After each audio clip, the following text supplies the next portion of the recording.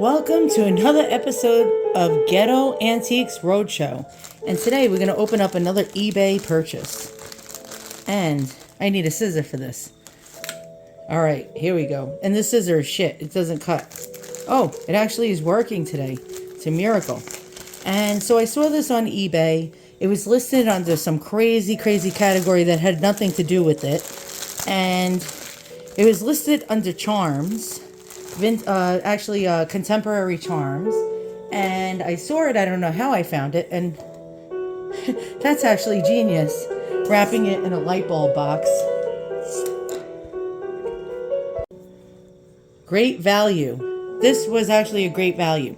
So I won it at, I think it was $36. Nobody else bid on it. Now, I don't know if this is actually a good purchase or not. I took a chance. It was one of those 50-50 type of things. So 50% this could be absolute shite, or 50% this could be a really good buy. And so it's a perfume bottle. What else is new with me? Oh god damn.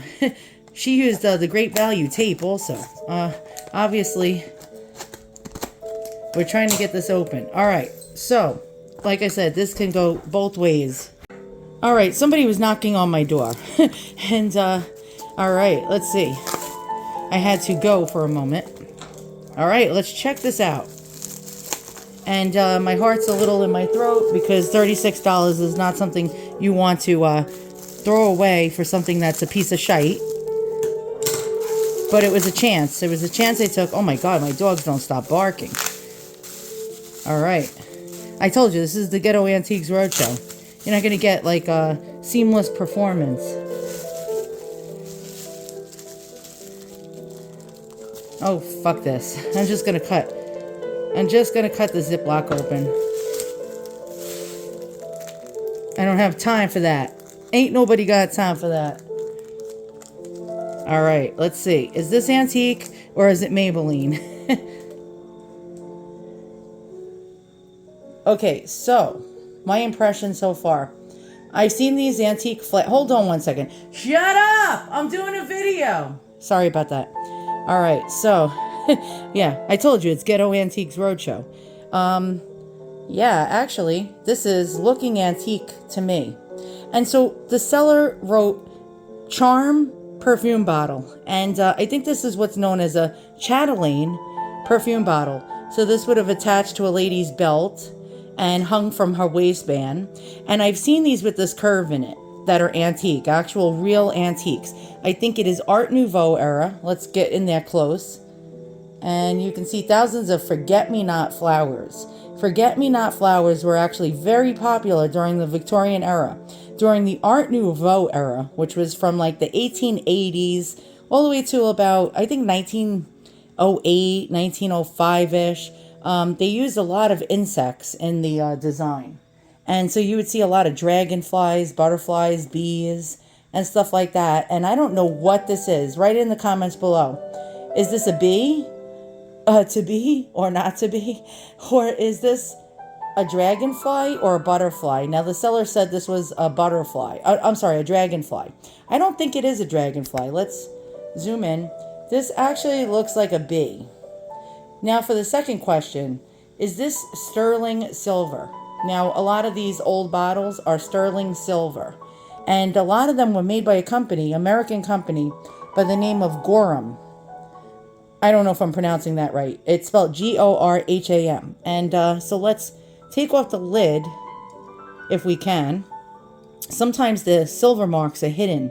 Now, what's really nifty about this is that the lid is attached to a chain. If we can actually get this off without breaking it. And so you don't lose the lid, which is actually a genius little design. And my hooker glove, oh god. We always have snafus over here. Oh, shit. Shit, I don't want to rip it. Wait, you ready? 1, 2, 3. Oh, good. Okay. These gloves cause me more problems than anything. Okay, so you see the cap? Here we go. It dangles down so you don't lose it. Now let's look over it for silver markings. I could not find a mark anywhere, but this is silver. So you see this milky blue color? That means it's a sterling silver. All right, great.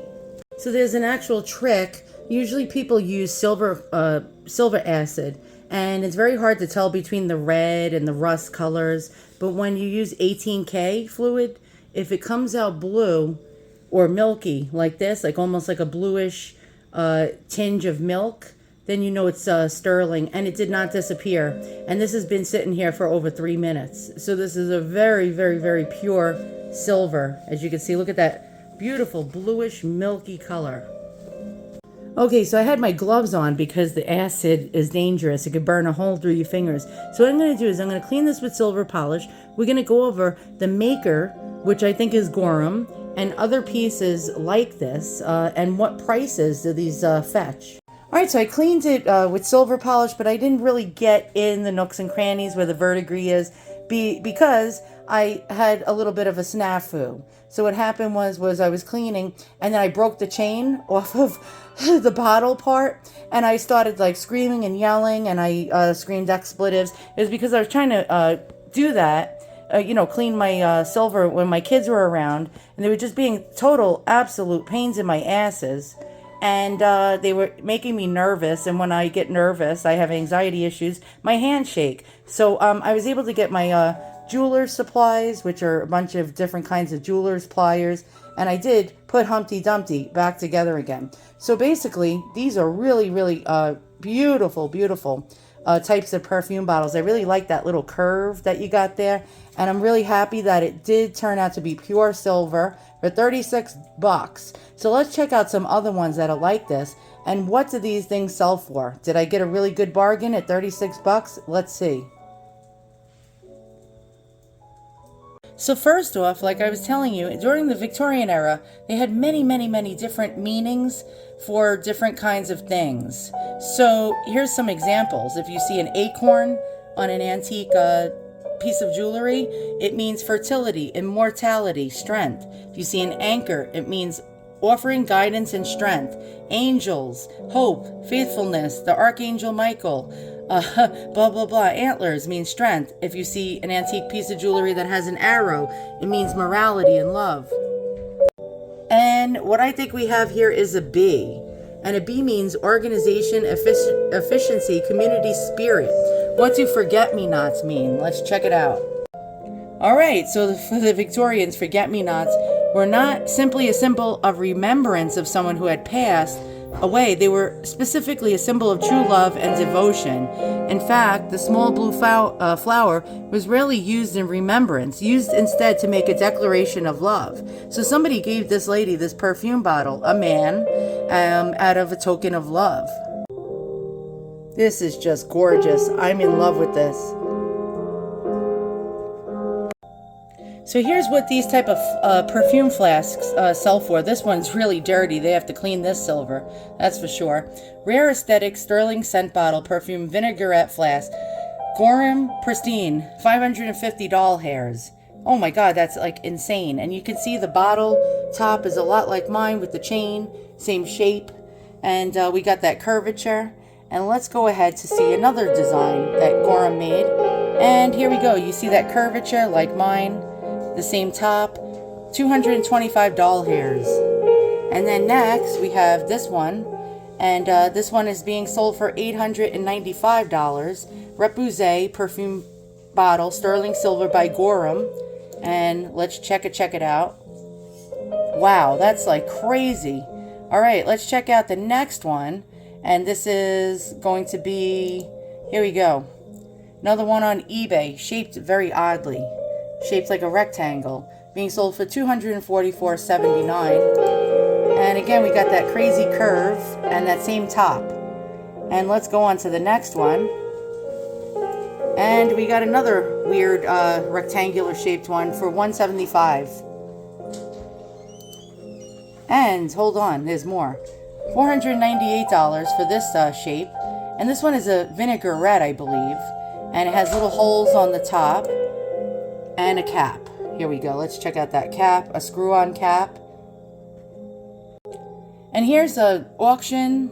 Let's see, Gorham Repoussé. Don't know if I'm pronouncing that right.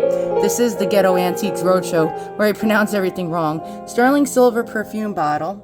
And it sold for $175.50. Let's see. another, let's see, and $233.75 sterling silver. And again, you see that cool curve in it, and we got some kind of lilies. And let's keep going. And here's another one being sold for $225, and the cap is missing the chain.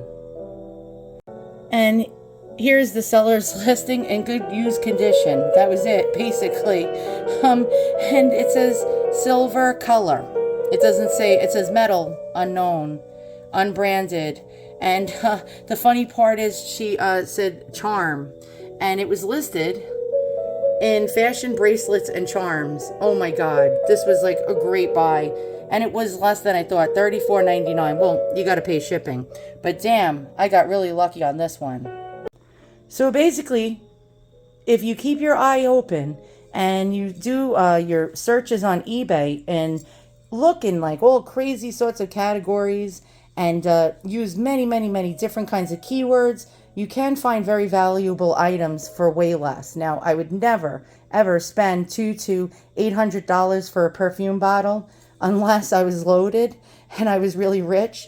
And I was able to add this to my collection just because I spent a lot of time looking and hunting and trying to find something like this for really cheap. So it can happen to you. It can happen to anybody. As long as you put the hard work in and do your searches. And I'm not going to lie, I don't easily find these things. This is not something that's easily found. As a matter of fact, sometimes it can take me, I kid you not, 10 hours. Like I'll sit on the computer for 10 hours straight looking for a find, at least one find. That's it. 10 hours. And it pays off, all that hard work to add these things to my collection, since I'm not a wealthy woman at all in any shape or means. That's how I'm able to afford these valuable antiques and add them to my collection, just by hard work, diligence, and patience. I'll see you guys all soon on the next episode of Ghetto Antiques Roadshow. And we hit silver this time. Next time, hopefully, we'll hit gold.